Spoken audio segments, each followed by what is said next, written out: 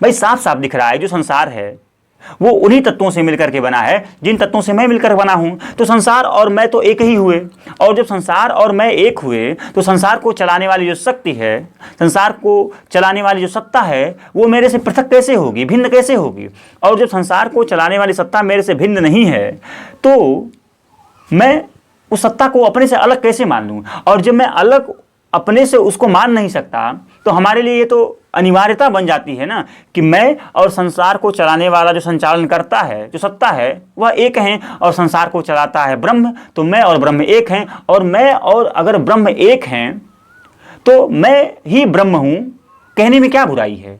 और बुराई तो छोड़िए, सच्चाई यही है कि मैं और ब्रह्म एक ही हैं। तो अब सवाल ये उठता है कि मैं ब्रह्म हूँ, अहम ब्रह्मास्मि, और यह आत्मा ही ब्रह्म है, अयम आत्मा ब्रह्म, यह कहने का सच्चा पात्र, सच्चा अधिकारी कौन है।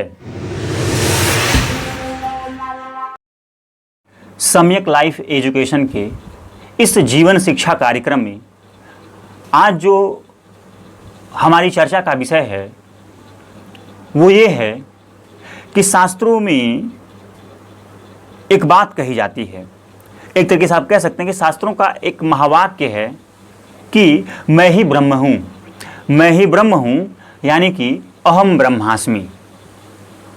और एक जो दूसरा महावाक्य है शास्त्रों का वो ये है कि अयम आत्मा ब्रह्म, अयम आत्मा ब्रह्म, यह आत्मा ही ब्रह्म है।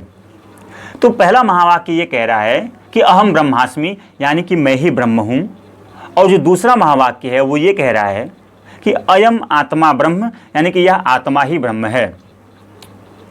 तो अगर इन दोनों महावाक्य को हम गहराई के साथ और जीवन के संदर्भ में समझने की कोशिश करें तो हम पाएंगे कि कहा यह जा रहा है कि मैं ही ब्रह्म हूँ, और मैं ही ब्रह्म हूँ, और यह आत्मा ही ब्रह्म है।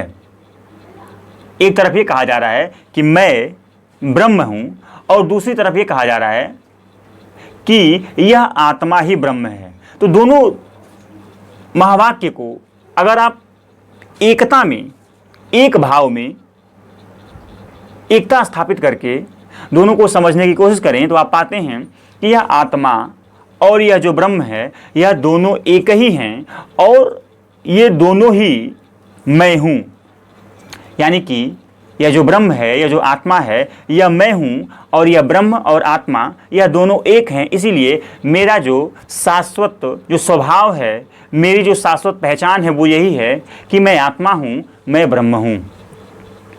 अब सवाल ये है कि अगर मैं ब्रह्म हूँ, अगर मैं ब्रह्म हूँ और अगर मैं आत्मा हूँ, तो आत्मा के बारे में तो एक बात कही जाती है कि आत्मा पूर्ण है, ब्रह्म पूर्ण है। लेकिन हम खुद के बारे में पाते हैं कि हम तो हमेशा अपूर्ण रहते हैं। तो कहीं ना कहीं दोनों बातों को जब हम एक संदर्भ में जानने और समझने का प्रयास करते हैं तो दोनों बातों में कहीं ना कहीं विरोधाभास दिखाई देता है।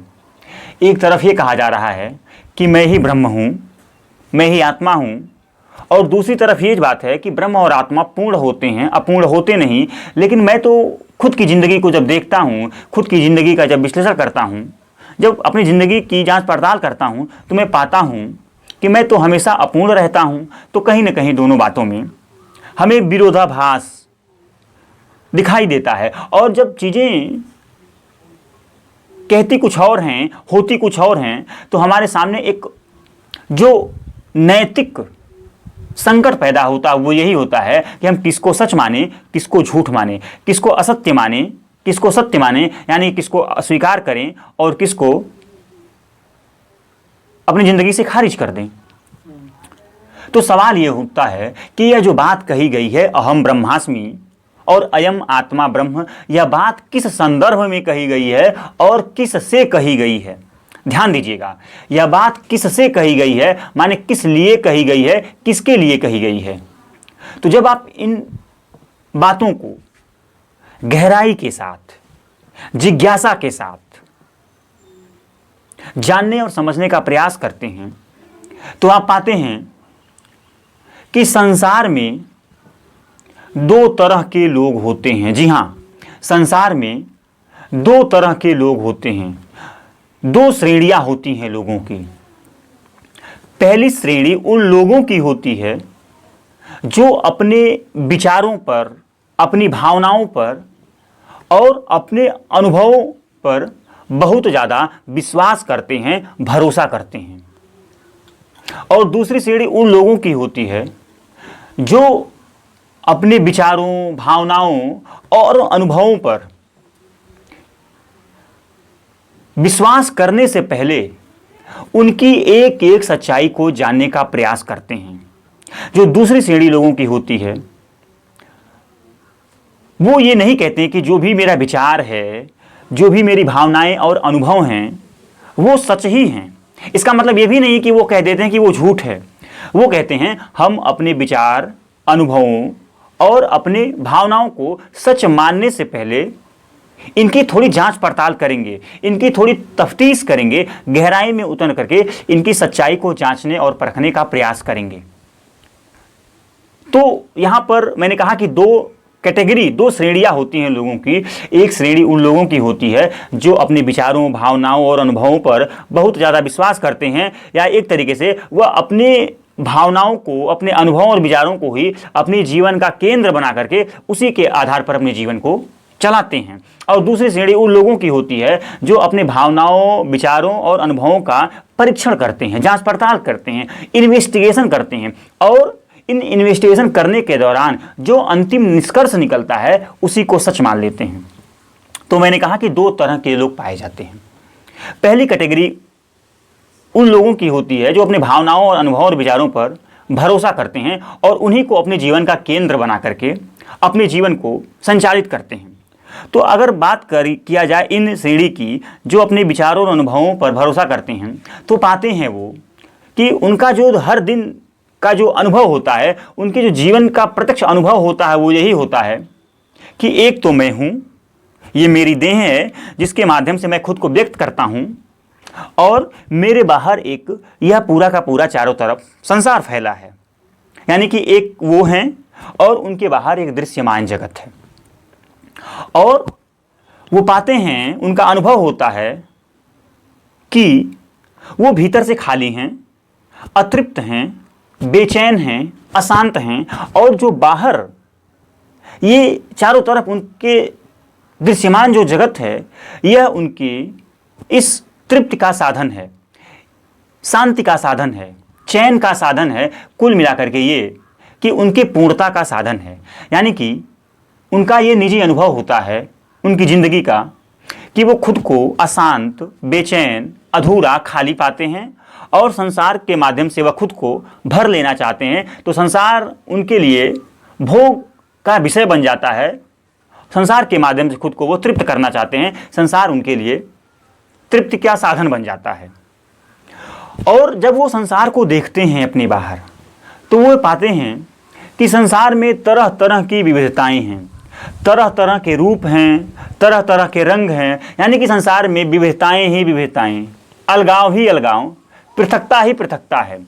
और जब वो इतनी विविधताओं को देखते हैं तो उनके मन में यह स्वाभाविकता सवाल उठता है कि ये जो विविधताएं हैं संसार में विद्यमान हैं, इन विविधताओं का रचनाकार कौन है?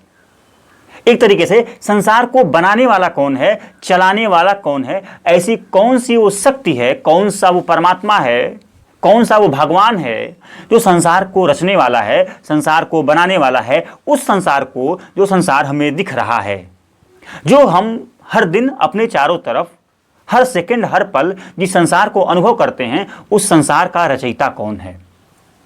तो जब वो इस सवाल को लेकर के संसार में इसका उत्तर ढूंढने निकलते हैं, तो ये पाते हैं कि ऐसी वो कोई शक्ति है, ऐसी वो कोई ऊर्जा है, हमसे बाहर ऐसी वो कोई चीज़ है जो संसार को चला रही है।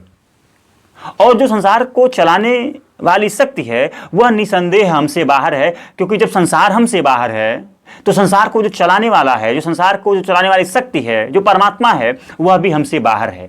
और जब वो संसार को खुद से अलग, खुद से बाहर देखते हैं तो संसार को चलाने वाले, संसार को बनाने वाले रचनाकार को भी खुद से बाहर देखते हैं और वो ये जानते हैं कि जो संसार को चला रहा है वही परम शक्तिमान है, परम सामर्थ्यवान है, परम शक्तिशाली है। उसी शक्तिशाली परम को ढूंढने के लिए वो संसार में इधर उधर, कभी मंदिरों में, कभी मस्जिदों में, कभी गुफाओं में, कभी गिरजाघरों में, कभी इस पहाड़ों पर, कभी उस गुफाओं में, कभी इस टीलाओं पर, मतलब हर जगह उस परम सामर्थ्यवान को ढूंढते रहते हैं।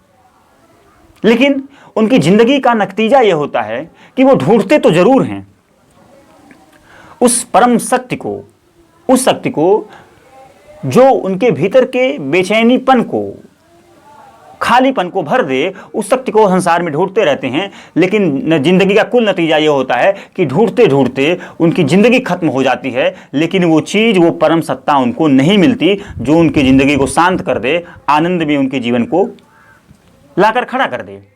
तो पहली सच्चाई मैंने कहा, पहली श्रेणी उन लोगों की होती है जो खुद को संसार से अलग मानते हैं, वो हैं और उनके बाहर एक संसार है और संसार बाहर है उनके, तो संसार को चलाने वाली कोई शक्ति है, कोई परमात्मा है, कोई ब्रह्म है, वो भी उनसे बाहर है और उस संसार को वो बाहर संसार में, उस परम सत्ता को वो बाहर संसार में ढूंढते रहते हैं और जिंदगी का कुल नतीजा उनका यही होता है कि वह उस परम सत्ता से सर्वथा दूर ही, अछूते ही रह जाते हैं। उनकी ज़िंदगी समाप्त हो जाती है, लेकिन वह उस परम सत्ता तक पहुंचना तो दूर,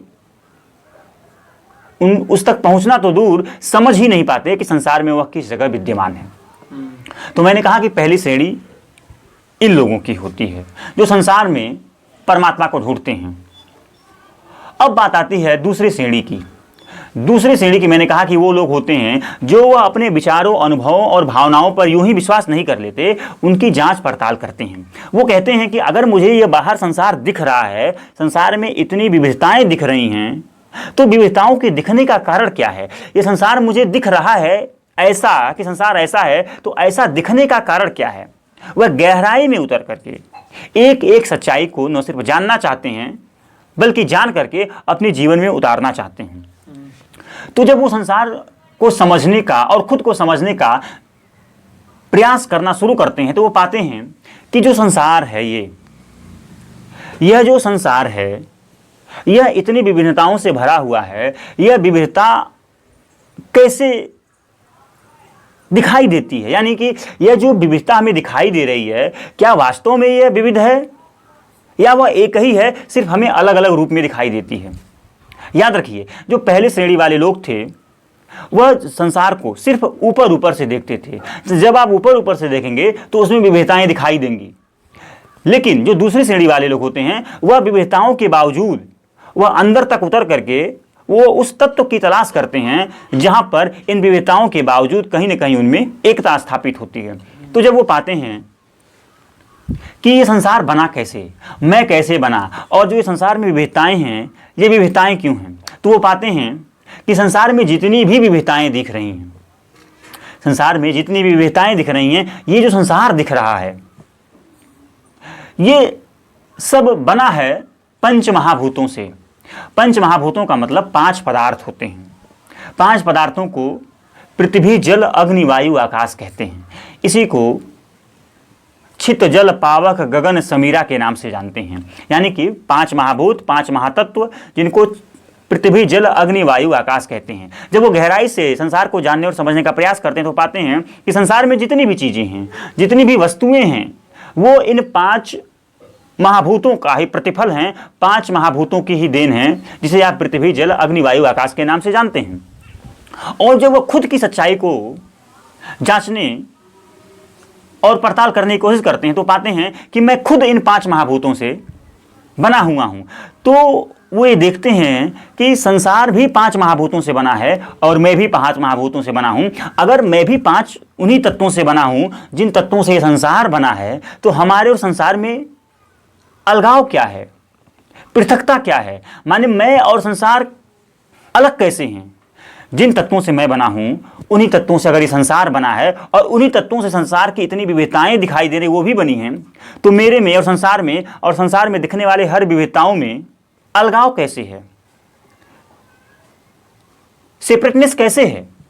तो फिर वो इस निष्कर्ष पर पहुंचते हैं कि सेपरेटनेस सिर्फ दृष्टि का है, दृश्य का नहीं है। यानी कि जो मैं हूं वही संसार है और वही संसार की विविधता है। यानी मैं और संसार एक हैं, दोनों में कोई अलगाव नहीं है। और जब दोनों में कोई अलगाव नहीं है तो संसार को जो बनाने वाला है, संसार का जो रचनाकार है, जो निर्माण करता है, जो सृष्टि को संचालित करने वाली सत्ता है, वो मेरे से अलग कैसे हो सकती है? क्योंकि मैं और संसार तो एक ही है।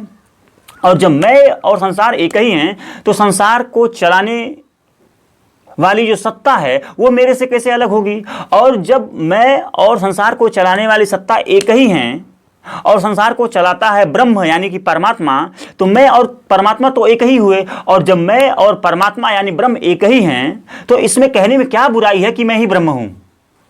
अगर संसार को चलाने वाली जो ताकत है, जो ऊर्जा है, जो शक्ति है, उसको ब्रह्म बोलते हैं और वो ब्रह्म मेरे से अलग नहीं है, तो मैं कैसे खुद को ब्रह्म से अलग बोल दूं? नहीं बोल सकता ना। दोष उत्पन्न हो जाएगा अगर मैं खुद को ब्रह्म से अलग बोल दूंगा। भाई साफ साफ दिख रहा है जो संसार है वो उन्हीं तत्वों से मिलकर के बना है जिन तत्वों से मैं मिलकर बना हूं। तो संसार और मैं तो एक ही हुए। और जब संसार और मैं एक हुए तो संसार को चलाने वाली जो शक्ति है, संसार को चलाने वाली जो सत्ता है, वो मेरे से पृथक कैसे होगी, भिन्न कैसे होगी?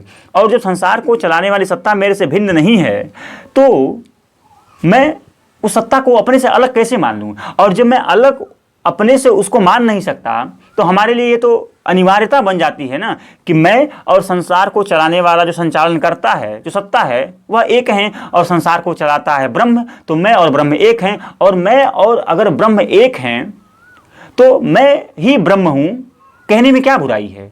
और बुराई तो छोड़िए, सच्चाई यही है कि मैं और ब्रह्म एक ही हैं। तो अब सवाल ये उठता है कि मैं ब्रह्म हूं, अहम ब्रह्मास्मि, और यह आत्मा ही ब्रह्म है, अयम आत्मा ब्रह्म, यह कहने का सच्चा पात्र, सच्चा अधिकारी कौन है? सवाल ये उठता है यह किसको अधिकार है कि वो बोल सके कि मैं ही आत्मा हूं, मैं ही ब्रह्म हूं, अहम ब्रह्मास्मि? तो हमारा जो निष्कर्ष है वो यही है कि संसार में दो तरह के लोग होते हैं। एक वो लोग होते हैं जो खुद को संसार से अलग मानते हैं, और जब संसार को खुद से अलग मानते हैं तो संसार को चलाने वाली जो परम सत्ता है, जो ब्रह्म है, उसको भी खुद से अलग मानेंगे। और जब उसको खुद से अलग मानेंगे तो उनमें इतना सामर्थ्य ही नहीं कि वो ये बोल सकें कि मैं और ब्रह्म एक ही हैं। अब जो दूसरी बात है, दूसरे श्रेणी वाले लोग हैं, वो ये हैं कि कहते हैं कि मैं और संसार एक ही हैं, अलग नहीं हैं। तो जब मैं और संसार एक ही हैं तो संसार को चलाने वाली जो परम सत्ता है वो भी मेरा ही स्वरूप है। और जब वह मेरा ही स्वरूप है, मुझसे ही संबंधित है, मुझसे ही जुड़ा हुआ है, तो मैं और ब्रह्म एक ही हैं, तो मात्र वही इस बात को कहने का सच्चा अधिकारी है कि अहम ब्रह्मास्मि। जो यह जान ले साफ साफ कि मैं और संसार अलग अलग नहीं हैं, जो यह साफ साफ जान ले कि संसार जिन मूल तत्वों से बना है, जिन 5 महाभौतिक तत्वों से बना है, उन्हीं 5 महाभौतिक तत्वों से मैं भी बना हूं, मेरी भी देह बनी है। मैं और संसार जब ये कोई जान ले कि जब अलग अलग नहीं हैं, वही ये बात को कहने का सच्चा पात्र है कि मैं ही ब्रह्म हूं, मैं ही आत्मा हूं, अहम ब्रह्मास्मि, अयम आत्मा ब्रह्म। तो जो बात यहां पर निष्कर्ष के रूप में सामने आई वो यही है कि जो देह बन करके जिएगा उसकी व्यवस्था ये हो जाएगी, उसे इंद्रियों पर भरोसा करना पड़ेगा। और जो सिर्फ अपनी इंद्रियों पर भरोसा करेगा, जो सिर्फ अपने अनुभवों पर भरोसा करेगा, उसकी व्यवस्था यह हो जाएगी कि वह संसार को खुद से अलग माने। और जो संसार को खुद से अलग मानेगा वह कभी भी खुद को यह नहीं कह पाएगा कि मैं ही ब्रह्म हूं, मैं ही आत्मा हूं। और जो इंद्रियों पर यूं ही भरोसा नहीं करेगा, वह जानता है कि ये जो इंद्रियां हैं, ये जो हमारे अनुभव हैं, ये जो मन और भावनाएं हैं, ये हर पल बदलते रहते हैं। तो जब इसमें हर पल बदलाव है तो इसमें नित्यता का अभाव है, और जहां नित्यता का अभाव होता है वहां सत्य स्थापित हो नहीं सकता। तो हमारे अनुभव बदलते रहते हैं। सच्चाई यह है कि मैं और संसार अलग अलग नहीं है। यह दृष्टि का फर्क है, देखने के नजरिए का फर्क है। अगर आप देह बन करके संसार को देखोगे तो संसार आपको अलग दिखाई देगा। अगर आप आत्मा बन करके, ब्रह्म बन करके संसार को देखोगे तो संसार और स्वयं को आप अलग कभी नहीं देख पाओगे। और जब संसार को स्वयं से जोड़ करके एकता स्थापित करके देखोगे तभी आप यह कहने के सच्चे अधिकारी होगे कि मैं ही ब्रह्म हूं, अहम ब्रह्मास्मि।